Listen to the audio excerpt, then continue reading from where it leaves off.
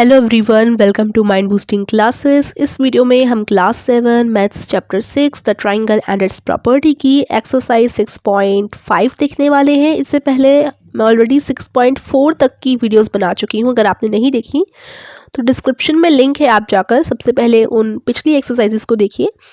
फिर अभी इस वीडियो में हम लास्ट एक्सरसाइज देखने वाले हैं। तो उससे पहले हमें यहाँ पर क्या बता रखा है ये हम समझेंगे। राइट एंगल ट्राइंगल और पाइथागोरस प्रॉपर्टी के बारे में बताया गया है। तो पहले हम इसके बारे में जानते हैं, फिर हम इस एक्सरसाइज को शुरू करेंगे। तो देखो, पाइथागोरस एक ग्रीक फिलोसोफर थे 6th सेंचुरी के BC। It is said to have found a very important and useful property of right angle triangles given in this section। तो इस सेक्शन में ग्रीक फिलोसफर जो पाइथागोरस थे उन्होंने एक बहुत ही ज़्यादा यूजफुल राइट एंगल ट्राइंगल्स की प्रॉपर्टी ढूंढी थी। उसके बारे में हम लोग जो है बात करने वाले हैं इस सेक्शन में। तो प्रॉपर्टी को उन्हीं के नाम पर दिया गया है नाम, Pythagoras property.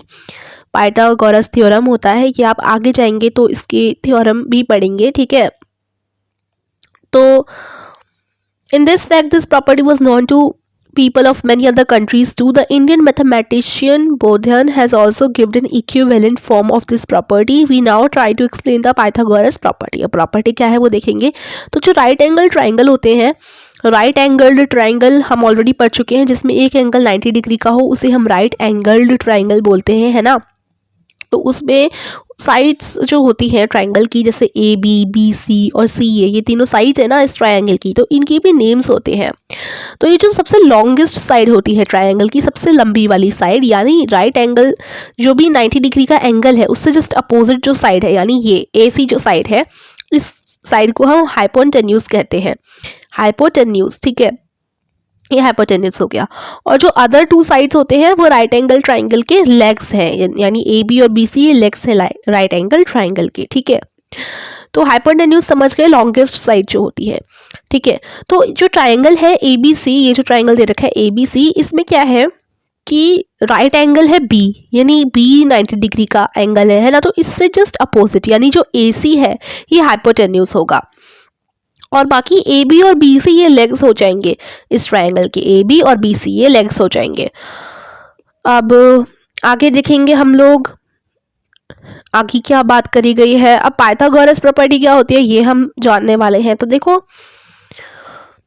Right angle triangle में ना जो ये होती है पाइथागोरस प्रॉपर्टी, देखो A² + B², A² is equal to B² + C²। तो देखो, यानी एक जो ट्रायंगल है ना उसमें जो हाइपोटेन्यूज होता है, लॉन्गेस्ट साइड जो होती है उसका स्क्वायर, तो जैसे जो ये वाली साइड है उसका स्क्वायर, हाइपोटेन्यूज का स्क्वायर जो होता है वो इक्वल होता है जो दोनों लेग्स हैं, यानी ये एक लेग है और ये एक लेग है इस ट्रायंगल का, है ना। तो इन दोनों के स्क्वायर के सम के बराबर होता है। तो यहाँ पर देखो, in a right angle triangle the square on the hypotenuse is equal to sum of the squares on the legs. तो जैसे यहाँ पर आपको दे रखा है, ये एक ट्राइंगल दे रखा है, तो इसमें ये जो साइड है हाइपोटेन्यूज जो है वो A है ना। A वाली A जो है वो हाइपोटेन्यूज है। उसके बाद ये दोनों लेग्स हो गए, ये और ये दोनों लेग्स हो गए ट्राइंगल के, ठीक है। तो ये जो हाइपोटेन्यूज है ना A, उसका स्क्वायर, ठीक है, और मतलब उसका स्क्वायर बराबर होता है किसके, लेग्स के स्क्वायर के सम के बराबर। यानी अब ये दो लेग्स हैं, देखो हाइपोटेन्यूज तो A था, A है ना, और बाकी लेग्स कौन से हैं, B और C, ठीक है। तो अब B का स्क्वायर करेंगे और दूसरा जो लेग है C का स्क्वायर करेंगे, इनका सम यानी इनके जोड़ के बराबर होता है हाइपोटेन्यूज का स्क्वायर। तो A² is equal to B² + C², ठीक है। और यही होती है पाइथागोरस प्रॉपर्टी, ठीक है। The square of the hypotenuse is equal to sum of the squares on the legs, ठीक है। तो पाइथागोरस की जो प्रॉपर्टी है वो काफ़ी यूजफुल रहती है मैथमेटिक्स में, और आप थियोरम इसका मतलब आगे की क्लासेस में और भी अच्छे से इसके बारे में जानेंगे। लेकिन अभी आप इसका मीनिंग अच्छे से समझ लें और क्लियर हो जाए इसे लेकर, तो आगे के लिए आपको प्रॉब्लम कोई भी नहीं आने वाली है, ठीक है। तो आपको पता चल गया क्या क्या प्रॉपर्टी है पाइथागोरस प्रॉपर्टी के बारे में। आपको पता चल गया कि हाइपोटेन्यूज का जो स्क्वायर होता है वो जो दोनों लेग्स हैं उनके स्क्वायर के सम के बराबर होता है। ठीक है, अब आगे हम लोग देखने वाले हैं कि if the Pythagoras property holds the triangle must be right angled. अब किसी भी ट्राइंगल में अगर पाइथागोरस प्रॉपर्टी हो रही है यानी किसी भी ट्राइंगल का हाइपोटेन्यूज जो है, हाइपोटेन्यूज का जो स्क्वायर है वो दोनों लेग्स के स्क्वायर के सम के बराबर है, यानी जिस भी ट्राइंगल में पाइथागोरस प्रॉपर्टी होल्ड कर रही है इसका मतलब वो ट्राइंगल राइट एंगल ही होगा। तो आप सिंपल वे में कहा जाए तो ऐसे कह सकते हो कि राइट एंगल ट्राइंगल में ही ये पाइथागोरस प्रॉपर्टी होती है। ठीक है, अब यहाँ कुछ एग्जाम्पल दे रखे हैं क्वेश्चंस के, जैसे कि यहाँ पर देखो, determine whether the triangle whose lengths of side are 3 centimetre 4 centimetre 5 centimetre is a right angle triangle. मान लो कोई ट्राइंगल है उसकी साइड्स 3 सेंटीमीटर 4 सेंटीमीटर और 5 सेंटीमीटर की हैं। ठीक है, तो अब आपको बताना है कि वो राइट एंगल ट्राइंगल है कि नहीं है। तो देखो, अगर उसमें पाइथागोरस प्रॉपर्टी होगी, होल्ड करेगी, इसका मतलब वो राइट एंगल ट्राइंगल होगा।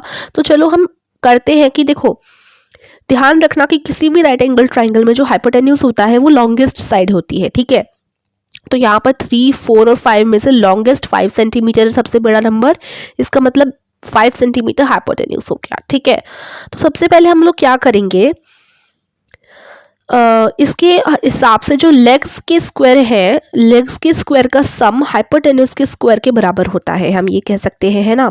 तो देखो, पहले तो हम 5 सेंटीमीटर स्क्वायर कितना होता है, 5 सेंटीमीटर का स्क्वायर, स्क्वायर का क्या मतलब है, 5 के ऊपर 2 लिखा हुआ है छोटा सा, इसको हम 5 स्क्वायर बोलते हैं ना। तो 5 का स्क्वायर क्या होगा, 25 होगा। 5 के स्क्वायर का मतलब है कि 5 इंटू 5 हो रहा है। ठीक है, 6 के स्क्वायर का मतलब है 6 इंटू 6 हो रहा है। 8 का स्क्वायर यानी 8 इंटू 8 हो रहा है। ठीक है, तो ये स्क्वायर होते हैं। तो 5 का स्क्वायर करेंगे हम लोग तो 25 हो गया, 5 इंटू 5 25 हो जाते हैं ना। तो 5 का स्क्वायर हो गया, हाइपोटेन्यूज का स्क्वायर अब किसके बराबर होगा, इन दोनों के स्क्वायर के सम के बराबर। तो 3 का स्क्वायर कितना होता है, 3 इंटू 3 होते हैं 9, और 4 का स्क्वायर कितना होता है, 4 इंटू 4 होते हैं 16। ठीक है, तो अब यहाँ पर 9 और 16, अब 9 प्लस 16 करेंगे। ठीक है, यानी इन दोनों का स्क्वायर कर दिया, दोनों लेग्स है ना, ये दोनों लेग्स है, ये दोनों 3 और 4, इनका स्क्वायर कर लिया, 9 और 16 आ गया। तो यानी 9 प्लस 16 इज इक्वल टू 5 का स्क्वायर है 25 इज इक्वल टू 25। क्या ये सही है, तो हाँ ये बिल्कुल सही है। 9 प्लस 16 कीजिए, 25 ही आ रहा है ना, तो 9 प्लस 16 25 आ रहा है। तो इसका मतलब ये जो लेग्स हैं उनके स्क्वायर का जोड़ हाइपोटेन्यूज के स्क्वायर के बराबर ही आ रहा है। ठीक है, तो यानी ये जो ट्रायंगल है वो एक राइट एंगल ट्रायंगल है, क्योंकि हमने 3 स्क्वायर प्लस 4 स्क्वायर किया तो वो 5 स्क्वायर के बराबर ही आ रहा है। Therefore the triangle is right angled. ठीक है, अब क्वेश्चन नंबर मतलब एग्जाम्पल 6 देख लेते हैं। इससे क्या है ना, क्वेश्चंस करने में आपको इजी रहेगा, क्योंकि एग्जाम्पल्स जिस तरीके से दे रखे होते हैं वैसे ही हमारे क्वेश्चंस भी होते हैं। तो ए बी सी एक राइट एंगल्ड है, राइट एंगल यहाँ पर सी पर है। ठीक है, अगर ए सी यहाँ 5 सेंटीमीटर दे रखा है और बी सी यहाँ पर दे रखा है 12 सेंटीमीटर, तो आपको ए बी यानी ये कितनी लेंथ है इसकी, ये आपको बताना है। तो देखो, पाइथागोरस प्रॉपर्टी के अकॉर्डिंग जो ए बी स्क्वायर है, क्योंकि ये ए बी लॉन्गेस्ट साइड है यानी ये हाइपोटेन्यूज है ना, तो अब ये जो है इसका जो भी होगा ये इसका square 5 centimetre square plus 12 centimetre square के बराबर होगा, है ना, अकॉर्डिंग टू पाइथागोरस प्रॉपर्टी। तो हम लिख देंगे कि भाई A B square is equal to A C square plus B C square. तो ए सी स्क्वायर 5 स्क्वायर, ए सी हो गया 5, ठीक है, तो 5 स्क्वायर, और बी सी हो गया 12, तो 12 स्क्वायर। ठीक है, तो अब 5 स्क्वायर और 12 स्क्वायर का 5 25 12 स्क्वायर होता है 144। ठीक है, तो 25 और 144 को जब हम जोड़ेंगे तो 169 आंसर आ गया। यानी कि जो यहाँ पर ए बी स्क्वायर होगा वो इन दोनों के स्क्वायर का जो आंसर आएगा ना उसके बराबर होगा। तो आंसर हमारा 169 आया है। तो 169 अब किसका स्क्वायर रूट है, तो 13 मतलब 13 का जब हम स्क्वायर करते हैं तब 169 आता है। ठीक है, इसका मतलब जो 13 होगा 13 ही होगा ए बी। ठीक है, 13 ही होगा ए बी, क्योंकि 13 का स्क्वायर जो होता है वो ही 169 होता है। और ए बी स्क्वायर, अगर हम ए बी की जगह 13 पुट करें और स्क्वायर करें 13 का, तभी तो हमारा आंसर 169 आएगा, है ना।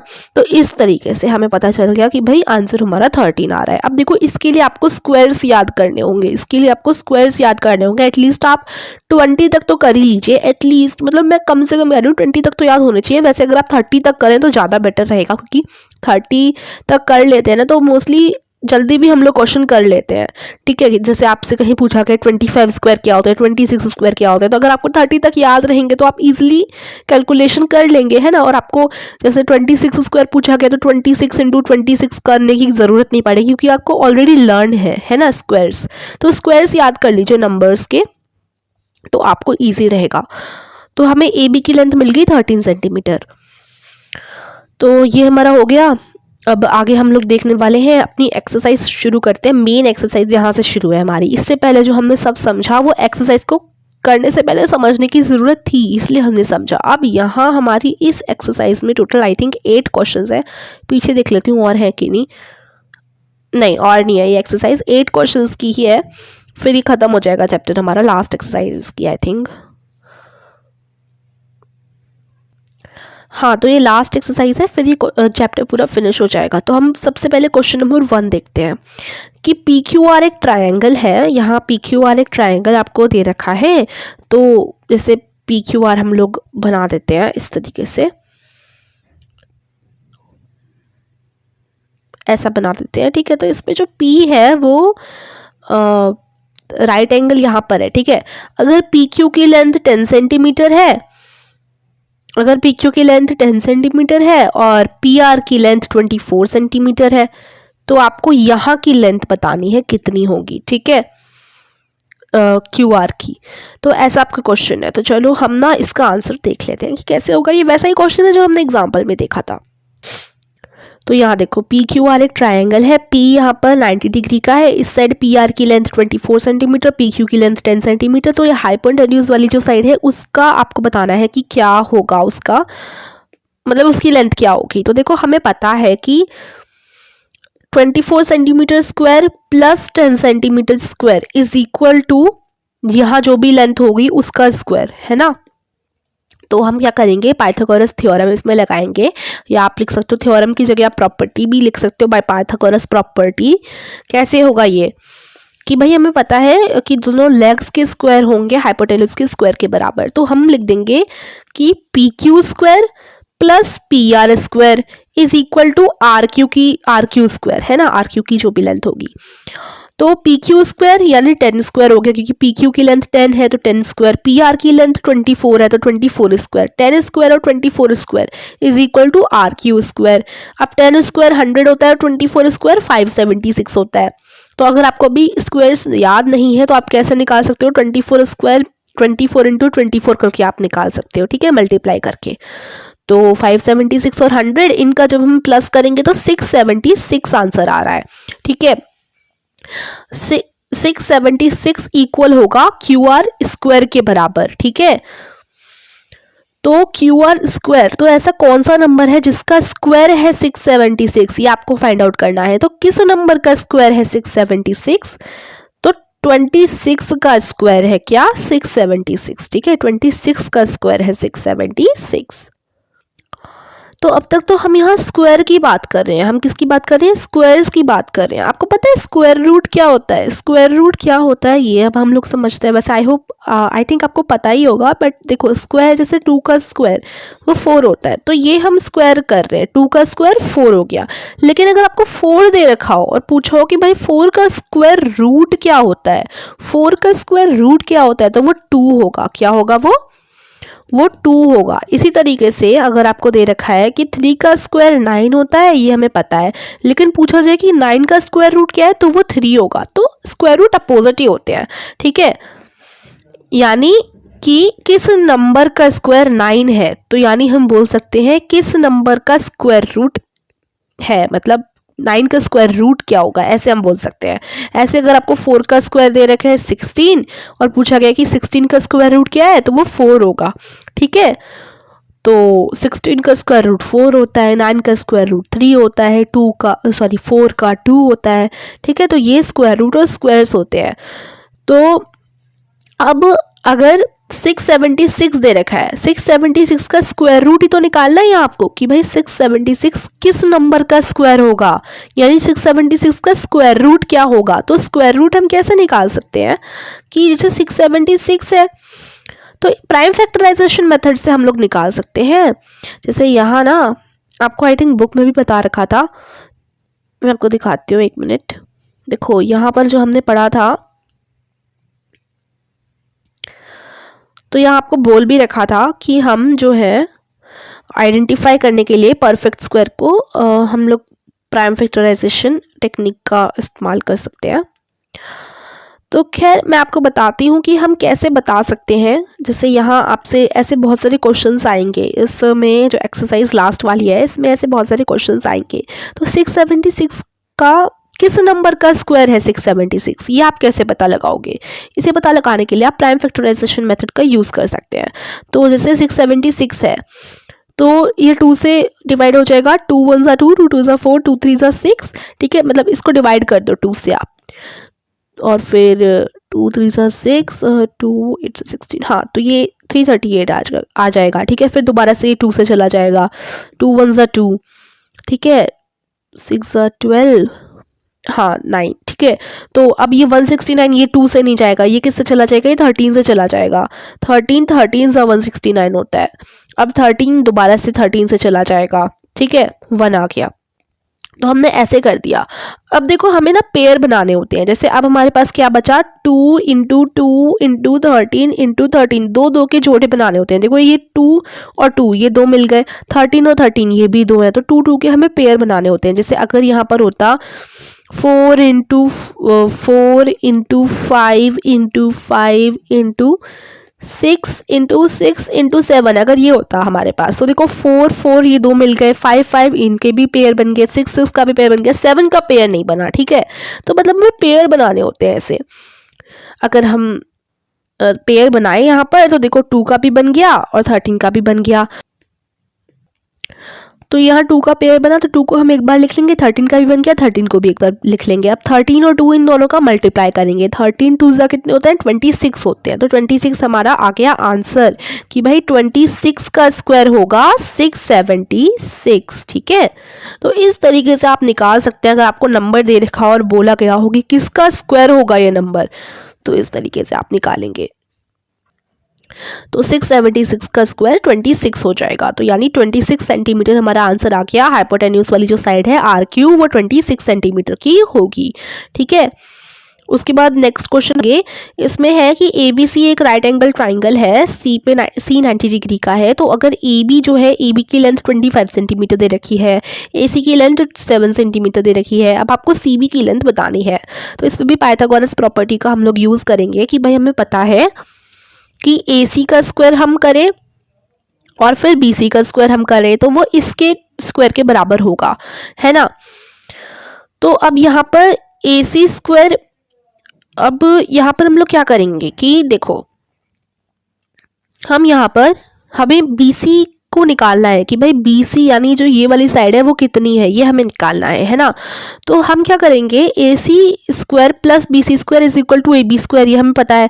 तो हम AC को इधर की तरफ ले जाएंगे क्योंकि जिसकी वैल्यू हमें फाइंड आउट करनी होती है उसे ही रखते हैं ना।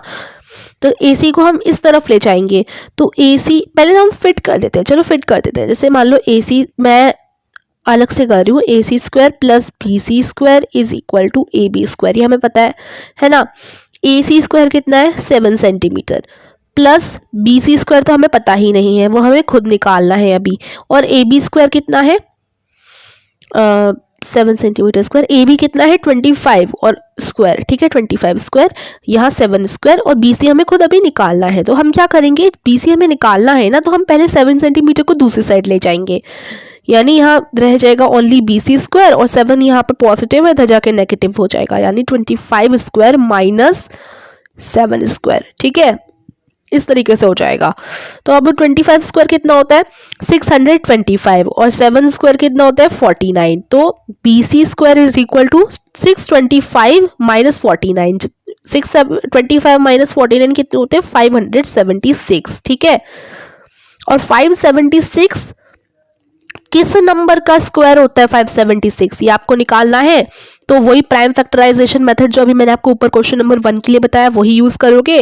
तो 576 किसका स्क्वायर होता है, या फिर आप याद कर लो स्क्वायर्स, तो उससे भी आपको इजी हो जाएगा। तो 576 24 सेंटीमीटर का स्क्वायर होता है, तो यानी आंसर हमारा 24 सेंटीमीटर आ गया। ठीक है, तो BC की वैल्यू क्या आ गई 24 सेंटीमीटर आ गई। ठीक है, तो पाइथागोरस थ्योरम को आप अच्छे से समझो, आपका क्वेश्चन जो है इजीली हो जाएगा। क्वेश्चन नंबर 3 में आपको 15 मीटर लॉन्ग लेडर बताई गई है कि 15 मीटर लॉन्ग लेडर है जो कि 12 मीटर की विंडो पे चढ़ने के लिए यूज की जा रही है। वो ग्राउंड पे उसे रखते हैं और वॉल पे देखो, a 15 metre long ladder reach a window 12 meter high from the ground. On placing it against a wall at a distance A, find the distance of the foot of the ladder from the wall. देखो यहाँ पर एक window है जो कि ground से, जमीन से 12 मीटर ऊंची है। ठीक है, 12 मीटर की डिस्टेंस पर है, 12 मीटर ठीक है ऊंची है ग्राउंड से। अब हमने एक लेडर रखी, सीढ़ी रखी उस विंडो तक पहुंचने के लिए जो कि 15 मीटर की सीढ़ी है। इस सीढ़ी को हमने दीवार से मतलब अगेंस्ट रखा, अगेंस्ट अ वॉल। तो अब आपको लेडर और वॉल के बीच में डिस्टेंस कितनी है ये आपको बताना है। ठीक है, तो इसका आंसर हम लोग कैसे करेंगे, देखो इसमें इस तरीके से, देखो ये हमारी विंडो है। ठीक है, यहाँ ये हमारी वॉल है। ओके, अब यहाँ पर ये 12 मीटर ऊंचाई पर है विंडो और ये लेडर है हमारी 15 मीटर की, और यहाँ दीवार और लेडर के बीच की डिस्टेंस A है। तो अब आप गौर से देखोगे क्या फॉर्म हो रहा है, एक राइट ट्राइंगल फॉर्म हो रहा है ना, ये राइट ट्राइंगल बन रहा है। तो इसमें हम लोग इजीली पाइथागोरस थ्योरम लगा सकते हैं, क्योंकि यहाँ पर हमें देखो जो हाइपोटेन्यूज है वो भी पता है। ठीक है, देखो यहाँ से हमारे 90 डिग्री का एंगल हो रहा है, ये 90 डिग्री का एंगल बन रहा है। ठीक है, 90 डिग्री का एंगल L होता है ये, तो यहाँ एंगल बन रहा है हमारा। तो देखो पाइथागोरस थ्योरम हम जब अप्लाई करेंगे तो हमें पता चल गया कि 15 मीटर स्क्वायर किसके बराबर होगा 12 metre square plus A square के बराबर। ठीक है, तो 15 square is equal to 12 square plus A square. अब यहाँ पर हम लोग क्या करेंगे कि 225, 15 स्क्वायर कितना होता है 225 होता है। देखो पहले मैं लिख लेती हूँ, 15 square is equal to 12 square plus A square. तो 15 स्क्वायर तो 225 हो गया, 12 स्क्वायर 144 हो गया, प्लस A स्क्वायर। ठीक है, तो अब यहाँ पर हमें A स्क्वायर की वैल्यू निकालनी है, तो उसके लिए हम 144 को इस तरफ ले जाएंगे। तो 225 तो A square is equal to 225 minus 144, 144 इधर जाके माइनस हो जाएगा। तो 225 में से जब हम 144 को माइनस करेंगे तो हमारा आंसर कितना आ गया 81 आ गया। तो A square is equal to, अब 81 हमारा आंसर आया ना, तो 81 का मतलब किस नंबर का स्क्वायर होता है 81, 9 का स्क्वायर होता है ना, 9 इंटू 9 81 होता है, 9 का स्क्वायर होता है 81। ठीक है, तो A square is equal to 9। ठीक है, या फिर अगर हम A square is equal to 81 भी करें तो यहाँ कोई नंबर होगा ना, यहाँ कोई नंबर होगा जिसका स्क्वायर 81 है, तो ये A की ही तो फाइंड आउट करनी है वैल्यू की भाई A कौन सा नंबर है जिसका स्क्वायर 81 आ रहा है। तो A 9 होगा कि भाई 9 स्क्वायर, A स्क्वायर की वैल्यू हमारी मतलब A की वैल्यू हमारी 9 आ गई इधर से। ठीक है, A की वैल्यू आ गई हमारी 9। ठीक है, क्योंकि A square is equal to 81, या फिर हम लिख सकते हैं 9 square is equal to 81। Okay, तो A की वैल्यू कितनी आ गई 9 आ गई। तो हमें यहाँ से जो हमारा A था, A जो था ये वाला जो A था इसकी वैल्यू पता चल गई 9। ठीक है, तो ये इस तरीके से क्वेश्चन कंप्लीट हो गया। फिर आप लिख दोगे therefore the distance of the foot of the ladder from the wall is 9 metre, 9 metre की डिस्टेंस। अब क्वेश्चन नंबर 4 में आपको बताना है which of the following can be the sides of a right triangle, right triangle का कौन सी side हो सकती है। तो अगर कोई राइट ट्राइंगल है तो उसमें पाइथागोरस थ्योरम भी अप्लाई होगा, है ना। तो जैसे फर्स्ट आपको दिया गया है 2.5 सेंटीमीटर, 6.5 सेंटीमीटर और 6 सेंटीमीटर। तो एक ट्राइंगल है जिसका साइड्स 2.5 सेंटीमीटर, 6.5 सेंटीमीटर और 6 सेंटीमीटर की है। हमें पता है सबसे लॉन्गेस्ट साइड होती है हाइपोटेन्यूज की राइट ट्राइंगल में, तो 6.5 सेंटीमीटर ये हाइपोटेन्यूज है ट्राइंगल का। ठीक है, तो अब हमें पता है कि जो लेग्स होते हैं उनके स्क्वायर का सम, उन दोनों के स्क्वायर का सम हाइपोटेन्यूज के स्क्वायर के बराबर होता है। तो हम लिख सकते हैं कि, और देखिए अभी हम आंसर देखेंगे, उससे पहले बोला भी गया है in the case of right angle triangles identify the right angle. अगर कोई राइट एंगल ट्राइंगल है तो उसमें जो राइट एंगल है उसको भी हमें आइडेंटिफाई करना है, राइट एंगल्स को। तो सबसे पहले हमारे जो तीनों दिए गए हैं 2.5 सेंटीमीटर, 6.5 सेंटीमीटर और 6 सेंटीमीटर, इन तीनों का स्क्वायर निकालेंगे। 2.5 सेंटीमीटर, 2.5 का स्क्वायर होगा 6.25, 6.5 का स्क्वायर होगा 42.25, 6 का स्क्वायर होगा 36। ठीक है, तो अब हमें पता है कि जो 6 स्क्वायर है उसमें प्लस करेंगे 2.5 स्क्वायर, तो हाइपोटेन्यूज यानी 6.5 स्क्वायर के बराबर होगा। तो 6 का स्क्वायर है 36, 36 में जब हम प्लस करेंगे 2.5 का स्क्वायर यानी 6.25, तो वो बराबर होगा 6.5 स्क्वायर के बराबर यानी 42.25 के बराबर। तो हम लिखेंगे 36 प्लस 6.25 इज इक्वल टू 42.25। तो 36 हमारा 6 स्क्वायर है, 6.25 2.5 स्क्वायर है, 42.25 6.5 स्क्वायर है, यानी 6 square plus 2.5 square is equal to 6.5 square. फिर आप लिखोगे the square of the length of one side is the sum of the squares of the length of the remaining two sides, hence these are the sides of a right angled triangle. तो देखो अगर आप plus करोगे ना इन दोनों को 6.25 और 36 को, तो आपका जो आंसर आएगा, इनको जब हम प्लस करेंगे तो आपका आंसर क्या आ रहा है 42.25 ही आ रहा है। तो यानी इसमें पाइथागोरस थ्योरम लग रही है, प्रॉपर्टी अप्लाई हो रही है। इसका मतलब ये राइट एंगल्ड ट्रायंगल की ही साइड्स हैं। तो राइट एंगल, अब बोला गया है कि अब राइट एंगल कौन सा होगा। अब हमें ये तो पता चल गया कि ये राइट एंगल ट्रायंगल की ही साइड्स हैं, लेकिन अब इसमें राइट एंगल्स कौन से हैं। तो right angle will be in front of the side of the 6.5 measure. मान लो ये एक ट्रायंगल है, इसमें जो हाइपोटेन्यूज है वो 6.5 सेंटीमीटर का था, है ना। तो 6.5 सेंटीमीटर के फ्रंट में यानी यहाँ पर ही तो राइट एंगल होगा। तो अब यहाँ आप बता सकते हैं कि राइट एंगल फ्रंट में होगा 6.5 सेंटीमीटर के।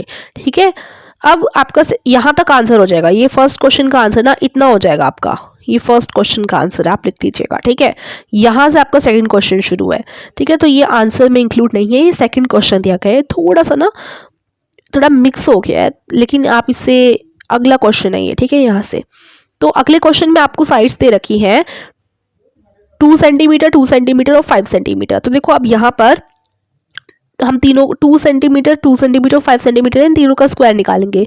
2 का 4, 2 का 4 और 5 का 25 हो जाएगा। तो हमें पता है कि देखो 5 सबसे बड़ा है यानी 5 हाइपोटेन्यूज होगा, तो 2 square plus 2 square is equal to 5 square होगा।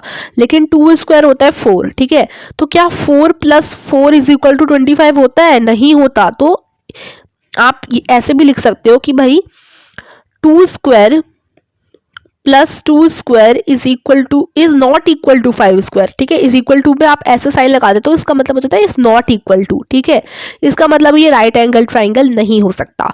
ठीक है, तो आप लिखोगे hence these sides are not of a right angled triangle. Last में आपको साइड दे रखी है 1.5 सेंटीमीटर, 2 सेंटीमीटर और 2.5 सेंटीमीटर। तो हम यहाँ 1.5 का स्क्वायर करेंगे 2.25, 2 का स्क्वायर करेंगे 4, 2.5 का स्क्वायर करेंगे 6.25। तो अब यहाँ पर सबसे बड़ी साइड है 2.5, तो यानी 2.5 का स्क्वायर 2 का स्क्वायर और 1.5 के स्क्वायर के सम के बराबर होना चाहिए। यानी कि हम लिख सकते हैं कि 1.5 square plus 2 square is equal to 2.5 square. अब 1.5 स्क्वायर क्या है 2.25। ठीक है, 2 स्क्वायर है 4 और 2.5 का स्क्वायर है 6.25। तो क्या 2.25 और 4 को प्लस करने पे 6.25 आता है? जी हाँ, बिल्कुल आता है। इसका मतलब ये एकदम राइट है, यानी ये एक राइट ट्राइंगल होगा क्योंकि इसमें पाइथागोरस प्रॉपर्टी अच्छे से लग रही है। Hence these are the sides of a right angled triangle. अब इसमें राइट एंगल कौन सा होगा? देखो जैसे मान लो ये एक ट्राइंगल है, ये एक राइट एंगल ट्राइंगल है। ठीक है, अब इसमें ये हाइपोटेन्यूज कौन सा है, 2.5 सेंटीमीटर का हाइपोटेन्यूज है इस साइड। इससे फ्रंट में यानी यहाँ जो होगा यही तो राइट एंगल होगा, तो आप लिख सकते हो राइट एंगल किसके फ्रंट में होगा, right angle will be in the front of the side 2.5 centimetre measure. अब आपका क्वेश्चन नंबर 5 आ जाता है कि एक ट्री है, a tree is broken at a height of 5 meter from the ground and its top touches the ground at a distance of 12 meter from the base of the tree. Find the original height of the tree. तो एक tree है जो टूटा हुआ है ground से 5 metre की height पर, तो ग्राउंड से 5 मीटर की हाइट पर वो टूटा हुआ है, ठीक है, और उसका जो टॉप है वो ग्राउंड को टच कर रहा है 12 मीटर के डिस्टेंस पर बेस, ट्री के बेस से, ठीक है, तो ये 12 मीटर की डिस्टेंस हो गई। अब आपको ओरिजिनल जो हाइट है यानी जो सी ए वाली साइड है उसको निकालना है। तो गिवन फिगर में बी सी रिप्रेजेंट कर रहा है unbroken part of the tree, ठीक है, और पॉइंट जो सी है वो रिप्रेजेंट कर रहा है जहाँ से ट्री टूटा हुआ है वो वाली साइड, ठीक है, और जो सी ए है ये वाली लाइन रिप्रेजेंट कर रही है टूटा हुआ पार्ट ट्री का, ठीक है, और ये पूरा ट्राइंगल हमारा ए बी सी बन गया, ट्राइंगल राइट एंगल बन गया, ये है ना, तो ये राइट एंगल बन गया, ठीक है। अब इसमें पाइथागोरस थ्योरम हम लोग यूज़ करेंगे, तो हमें पता है कि देखो A C square is equal to B C square plus B A square, है ना। तो अब यहाँ पर ए सी स्क्वायर तो हमें पता नहीं है, लेकिन सी बी स्क्वायर और बी ए स्क्वायर हमें पता है, तो A C square is equal to B C square plus A B square. अब यहाँ पर ए सी स्क्वायर हमें नहीं पता, लेकिन बी सी स्क्वायर हो जाएगा 5 मीटर स्क्वायर और ए बी स्क्वायर में हो जाएगा 12 मीटर स्क्वायर, तो 5 मीटर स्क्वायर 25 हो जाता है, 12 मीटर स्क्वायर 144 हो जाता है। अब तो 25 metre square plus 144 metre square is equal to 169 metre square. तो अब 169 किसका, मतलब 169 किस नंबर का स्क्वायर है, 13 का स्क्वायर है ना, तो AC की वैल्यू आ गई 13 मीटर, ठीक है। तो यानी कि ओरिजिनल हाइट जो है ट्री की वो कितनी है, AC plus CB। Original height तो कितनी होगी, AC और CB, टूटा हुआ और बिना टूटा हुआ, उन दोनों पार्ट्स को जोड़ना पड़ेगा ना। तो अभी हमने निकाल लिया टूटा हुआ पार्ट, ठीक है, हमने अभी निकाला है टूटा हुआ पार्ट सी ए जो कि कितना है 13 मीटर आ गया, और जो बिना टूटा हुआ पार्ट है 5 मीटर, इन दोनों को हम प्लस कर देंगे ओरिजिनल हाइट के लिए, तो 18 मीटर ट्री की ओरिजिनल हाइट हमें पता चल गई। Original height of the tree is 18 metre. तो अब क्वेश्चन नंबर 6 में हमें दिया गया है कि Q और R साइड के 25 डिग्री और 65 डिग्री एंगल्स बता रखे हैं, ठीक है। तो अब आपसे पूछा गया कि इनमें से कौन सी स्टेटमेंट ट्रू है, तो इनमें से कौन सी ट्रू है स्टेटमेंट, इसे फाइंड आउट करने के लिए पहले आपको P वाली एंगल, मतलब P जो है इसका बताना पड़ेगा कि यहाँ के एंगल कौन सा है, कितने डिग्री का है, ये हमें बताना पड़ेगा पहले, है ना। तो उसे हम कैसे निकालेंगे, उसे निकालने के लिए हमें पता है कि इंटीरियर जो एंगल होते हैं उनका सम, ट्राइंगल के इंटीरियर एंगल का सम हमेशा 180 डिग्री होता है। तो हमें अब ये पता है कि 25 डिग्री प्लस 65 डिग्री और जो भी एंगल P होगा उसका उनका सम होगा 180 डिग्री। तो अब 25 डिग्री और 65 डिग्री हो जाते हैं हमारे, देखो 25 और 65 को जब हम प्लस करेंगे तो 90 डिग्री आंसर आ गया, ठीक है। तो ये हो जाते हैं हमारे 90 degree, 90 degree plus angle P is equal to 180 degree, ठीक है। एंगल P की जगह हम ऐसे लिख देते हैं कि एंगल QPR, ठीक है, एंगल QPR जो होगा, ठीक है।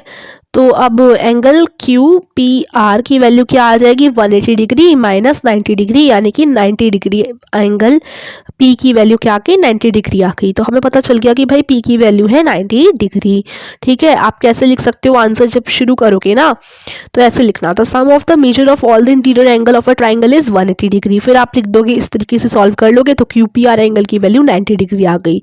तो अब हमें पता चल गया कि भाई PQR जो ट्राइंगल है उसमें P वाला जो पॉइंट है वहां से वो 90 डिग्री है, यानी राइट एंगल्ड है पॉइंट P से, ठीक है।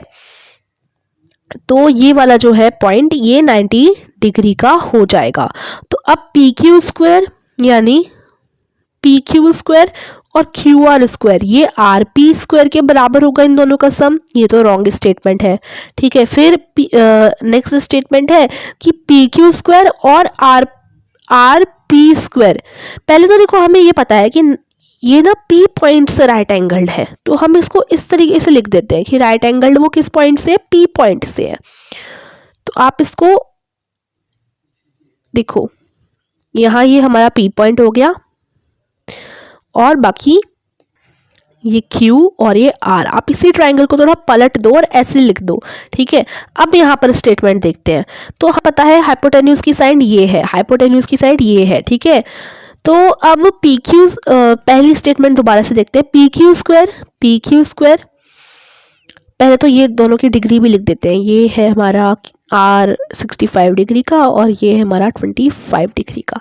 हाँ, तो पी क्यू का स्क्वायर और क्यू आर का स्क्वायर, इनका सम इसके स्क्वायर के बराबर होगा नहीं। हमारा नेक्स्ट स्टेटमेंट दे रखी है कि पी क्यू स्क्वायर यानी ये वाली जो साइड है इसका square plus R P square, ये वाली जो साइड है इसका स्क्वायर, इसके स्क्वायर के बराबर होगा। P is equal to Q R square, इसके स्क्वायर के बराबर होगा। तो ये एकदम सही स्टेटमेंट है, क्योंकि हाइपोटेन्यूज का जो स्क्वायर होता है उसी के बराबर तो होता है दोनों लेग्स के स्क्वायर का सम। तो सेकंड जो स्टेटमेंट है वो एकदम ट्रू हो जाएगी यहाँ पर, ठीक है। तो आप आंसर कैसे करोगे? आंसर में पहले आपने लिख दिया कि 90 डिग्री वैल्यू आ गई, उसके बाद आप इस तरीके से ट्राइंगल ड्रॉ करेंगे और लिखेंगे सेकंड स्टेटमेंट इज ट्रू, ठीक है। अब क्वेश्चन नंबर 7 देख लेते हैं। इसमें ये है कि आपको पेरीमीटर फाइंड आउट करना है एक ट्राइंगल का जिसकी लेंथ 40 सेंटीमीटर है और डायगोनल है 41 सेंटीमीटर। तो देखो यहाँ पर एक रेक्टेंगल बन गया जिसका डायगोनल यानी ये वाली बीच में जो लाइन होती है ना, जो दोनों एंड पॉइंट्स को इस तरीके से मिलाती है, उसको डायगोनल कहते हैं। वो 41 सेंटीमीटर है और उसकी लेंथ आपको 40 सेंटीमीटर दे रखी है। 40 सेंटीमीटर जो ब्रेथ है वो हमें नहीं पता, तो हम उसे x सेंटीमीटर मान लेते हैं। तो एक रेक्टेंगल में ना जो अंदर के सारे एंगल्स होते हैं उनका सम जो है 90 डिग्री का होता है। तो पाइथागोरस थ्योरम यहाँ पर भी अप्लाई हो सकती है कि 41 स्क्वायर यानी ये जो देखो दो ट्राइंगल बन रहे हैं यहाँ पर, तो देखो 41 स्क्वायर जो होगा वो 40 स्क्वायर प्लस x स्क्वायर के बराबर होगा, ठीक है। क्योंकि यहाँ पर देखो ये ट्राइंगल बन रहा है, ये राइट एंगल ट्राइंगल बन रहा है, इधर देखो ये राइट एंगल ट्राइंगल बन रहा है इस रेक्टेंगल में, ठीक है। तो ये हाइपोटेन्यूज वाली साइड है, तो 41 का जो स्क्वायर होगा वो 40 स्क्वायर प्लस x स्क्वायर के बराबर होगा, है ना। तो अब यहाँ पर 41 का स्क्वायर हो जाता है 1681 और 40 का स्क्वायर हो जाता है, पहले मैं लिख देती हूँ। देखो 41 square plus 40 square 41 square is equal to 40 square plus x square, ठीक है। तो 41 का स्क्वायर 1681 हो जाता है और 40 का स्क्वायर 1600 हो जाता है प्लस एक्स स्क्वायर। तो अब यहाँ से एक्स स्क्वायर की क्या वैल्यू आ गई? एक्स स्क्वायर की वैल्यू आ गई 1681 माइनस 1600। तो यानी वैल्यू क्या आ गई? 81 वैल्यू आ गई। तो x square is equal to 81, तो एक्स इज इक्वल टू 9, 81 का स्क्वायर रूट 9, ठीक है। तो x is equal to 9 centimetre, तो हमें x की वैल्यू पता चल गई 9 है, ठीक है। तो अब हम इजीली इसका पैरामीटर निकाल सकते हैं। पैरामीटर तो निकालने के लिए बोला गया है, तो पैरामीटर कैसे निकलेगा? पैरामीटर निकल जाएगा 2 लेंथ प्लस ब्रेथ। पैरामीटर का जो फॉर्मूला होता है रेक्टेंगल के पैरामीटर का वो यही होता है ना। तो अब इसके अकॉर्डिंग हम लोग पुट करेंगे कि 2 लेंथ कितनी है 40 सेंटीमीटर प्लस ब्रेथ कितनी है 9 सेंटीमीटर। एक्स की वैल्यू भी हमने 9 निकाल ली, ठीक है। तो अब यहाँ से इसका आंसर आ जाएगा 98 सेंटीमीटर। तो इस तरीके से पैरामीटर कितनी आ गई 98 सेंटीमीटर, ठीक है। चलो बस ये वाला क्वेश्चन हो गया। अब ये हमारा 8th क्वेश्चन है, 8th क्वेश्चन है last. The diagonals of a rhombus measure 16 centimetre and 13 centimetre. एक रोम्बस है, रोम्बस एक शेप होती है, तो उसकी जो डायगोनल्स हैं वो 16 सेंटीमीटर और 30 सेंटीमीटर के हैं। आपको पैरामीटर उसका फाइंड आउट करना है। तो ये रोम्बस है, इसके डायगोनल्स यानी ये और ये कितने कितने के हैं, कितने सेंटीमीटर के? ये 8 सेंटीमीटर और ये 15 सेंटीमीटर का है। तो जैसे ABCD ये जो रोम्बस है इसके सारी जो लेंथ्स होती है ना वो इक्वल सेट की होती है। ये भी और ये भी सारी लेंथ्स इक्वल सेट की होती है, ठीक है। एंड इट्स डायगोनल्स, और उसकी जो डायगोनल्स है AC और BD, ये जो है एक दूसरे को पॉइंट O पे इंटरसेक्ट कर रहे हैं, काट रहे हैं दूसरे को पॉइंट O पे, ठीक है। Diagonals in a rhombus bisect each other at 90 degree. और हमें ये भी पता है कि जो डायगोनल्स होते हैं एक रोम्बस के वो एक दूसरे को 90 डिग्री पे काटते हैं। तो देखो ये जो डिग्री बन रही है ना, यहाँ पर 90 डिग्री बन रही है, L बन रहा है, तो ये 90 डिग्री पे एक दूसरे को इंटरसेक्ट करते हैं। तो ये यहाँ से पता चल रहा है कि क्या पता चल रहा है कि जो पूरी लाइन AC है इस AC का आधा ही तो है AO, यानी ये पूरी लाइन AC है, ये पूरा डायगोनल AC है, ठीक है। अभी अगर हम ये जो AC है इसका आधा ही तो होगा, A से लेकर O तक, इधर तक इस पूरी लाइन का आधा ही तो है। जैसे ये पूरी लाइन हमने खींच ली है, जो पूरी लाइन है AC, इसका आधा ही तो है AO, है ना, इसका आधा ही है AO। तो हम कैसे लिख सकते हैं कि AO is equal to AC divided by 2, आधा हो गया ना, AC डिवाइडेड बाय 2 यानी AC का आधा। तो अब AC की लेंथ कितनी है 8 और इसकी भी लेंथ 8 ही होगी, 8 + 8 कितने होते हैं 16, तो 16 divided by 2 is equal to 8 centimetre. तो हमें AO की लेंथ पता चल गई 8 सेंटीमीटर, ठीक है। मतलब ये हम ऑब्जर्व तो यही कर सकते हैं ऐसे ही। अब देखो जो BO है, BO किसका आधा है, पूरी लाइन BD का आधा ही तो है BO, तो यानी BO is equal to BD divided by 2। और BD की लेंथ कितनी है, अब BO की लेंथ 15 है तो OD की लेंथ भी 15 ही होगी, 15 + 15 कितना हो जाता है 30 हो जाता है। तो यानी 30 है, पूरी BD की लेंथ कितनी है 30 है, तो 30 divided by 2 is equal to 15 centimetre. तो इस तरीके से BO की लेंथ हमें 15 सेंटीमीटर मिली है। तो अब इसमें हम लोग पाइथागोरस थ्योरम लगा सकते हैं, क्योंकि ये ट्राइंगल बन रहे हैं राइट एंगल के, है ना। तो पाइथागोरस थ्योरम लगाएंगे हम AOB ट्राइंगल में, AOB ये जो ट्राइंगल बन रहा है ना, इसमें हम लोग पाइथागोरस थ्योरम को पुट करेंगे कि देखो अब ये जो बन रहा है ये, तो यहाँ पर जो OA स्क्वायर है और OB स्क्वायर है, इन दोनों को प्लस करेंगे तो ये जो हाइपोटेन्यूज है AB स्क्वायर, उसकी वैल्यू आ जाएगी, ठीक है। तो OA square plus OB square is equal to AB square. अब हमें यहाँ पर O और A इसकी वैल्यू पता है 8 सेंटीमीटर, ठीक है, 8 स्क्वायर, और O और B इसकी वैल्यू भी पता है 15 centimetre plus 15 centimetre is equal to AB square. ये AB यानी इसकी वैल्यू के बराबर होगा, ठीक है। तो बस हमें AB की वैल्यू पता चल जाए, इसकी वैल्यू पता चल जाए, फिर तो हमें पता है कि अगर इसकी वैल्यू पता चल गई तो इसकी और इसकी सबकी सेम ही वैल्यू है ना। तो अब इजीली यहाँ से हम पता कर लेंगे AB स्क्वायर की वैल्यू कि भाई 8 स्क्वायर हो जाता है 64, 15 स्क्वायर हो जाता है 225। अब इन दोनों को प्लस करोगे तो AB स्क्वायर की वैल्यू पता चल जाएगी, है ना। तो इन दोनों को प्लस किया तो 289 आंसर आ गया, 289 is equal to AB square. तो 289 AB स्क्वायर के बराबर है। अब 289 किसका स्क्वायर रूट है, यानी किस नंबर का स्क्वायर होता है 289, ठीक है, तो वो AB की वैल्यू हो गई, ठीक है। तो 17 का होता है, तो 17 आ गया, AB की वैल्यू कितनी हो गई 17 हो गई। तो यानी कि AB की वैल्यू 17 हो गई, यानी हमें इसकी वैल्यू 17 सेंटीमीटर पता चल गई है। तो इसका मतलब अब एक साइड है रोम्बस 3 सेंटीमीटर, तो अब सारी साइड ही इक्वल होती है। अब ये भी 17 की होगी, ये भी 17 की होगी और ये भी 17 की होगी। तो हमारा मेन क्वेश्चन क्या था, वो था कि पेरीमीटर निकालो रोम्बस का, ठीक है, पेरीमीटर निकालना है रोम्बस का। तो अब रोम्बस का पेरीमीटर इन चारों साइड का प्लस करने पे हमें मिल जाएगा। तो रोम्बस का पेरीमीटर यानी 4 into side of the rhombus, एक साइड है ना रोम्बस की, हमें एक साइड पता है 17, तो उसमें हम 4 का डिवाइड कर देंगे क्योंकि चारों साइड भी तो 17 की है ना। तो 4 इंटू 17 हो जाएगा 68 सेंटीमीटर, यानी रोम्बस का पेरीमीटर हो जाएगा 68 सेंटीमीटर। इस तरीके से आप इस क्वेश्चन को कर लेंगे। आई होप ये वीडियो आपको पसंद आई हो, क्योंकि हमारा पूरा चैप्टर यहाँ पर फिनिश होता है। लास्ट एक्सरसाइज थी इस चैप्टर की। तो अगर ये वीडियो से आपको मतलब ये एक्सरसाइज थोड़ी सी भी समझ आई हो ना, अब आप इसकी प्रैक्टिस करते रहोगे, इन क्वेश्चंस को आप दोबारा से खुद से करोगे ना, तो आपको अच्छे से समझ आ जाएगी ये एक्सरसाइज। तो वीडियो को लाइक कीजिए, चैनल को सब्सक्राइब कीजिए, शेयर कीजिए। Thank you for watching.